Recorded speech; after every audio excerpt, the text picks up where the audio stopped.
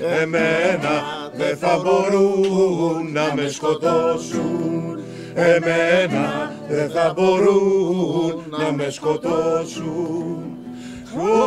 Όμως θαρώ, οι μόνοι που ίσως καταλάβουν θα είναι τα παιδιά, πλούσια απ' τη κληρονομιά μας, όλη φορά τα παιδιά.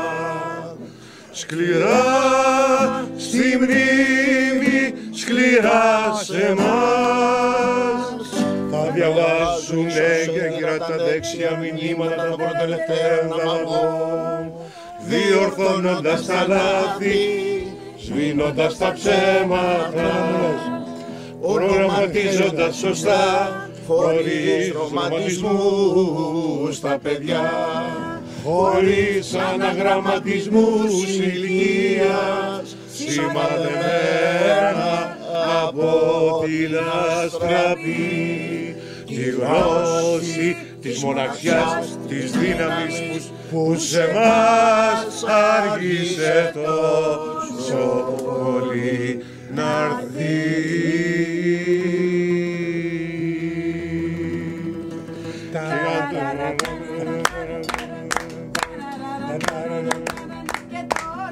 Πηγαίνω πεπισμένα στα πελώρια κύματα της αγρίπιας μου.